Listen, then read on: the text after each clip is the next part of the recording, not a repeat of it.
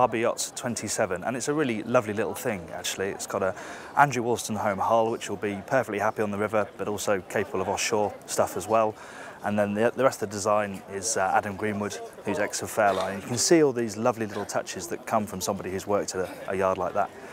On board you have the option of 30 horsepower engines or 75 horsepower engines from Nani, Yanmar and Volvo. This has got the highest 75 horse and is capable of about 15 knots, but they will fit larger. In fact, they've just sold one with a stern drive that'll do something like 25 knots. But it's really about the details on board, so let's go and have a bit of a closer look.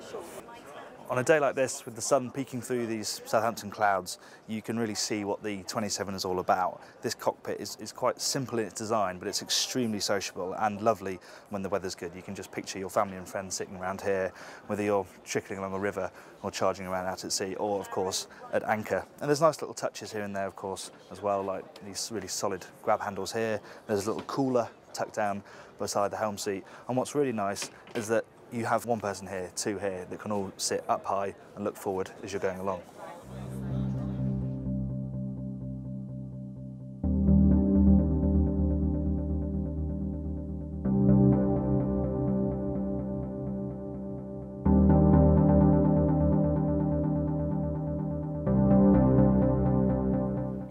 Considering the size of the cockpit, it's quite surprising how much they've managed to fit down here.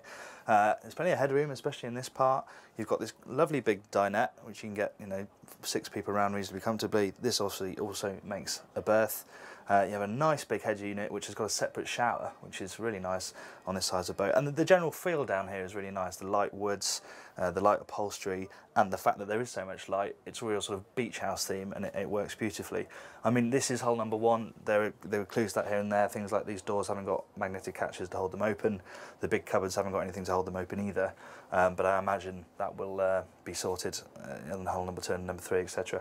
But what it also has is a really great midships cabin, so let's have a look.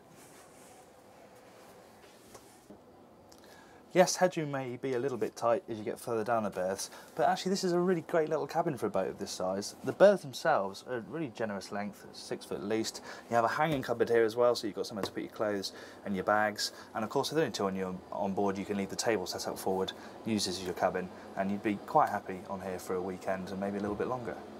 The final thing to mention about the 27 is the quality and the attention to detail. This is a boat handmade in England, and that quality really shines through. I mean, just the smoothness of this moulding is absolutely stunning, completely flawless. And this is hull number 1. It's very, very impressive.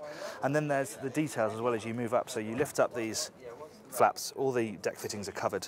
And then this is where you put the water in, but it's the same for the fuel. And they've got a little well around the outside, so if your fuel overspills, then it goes into this well and you can just mop it up with a cloth.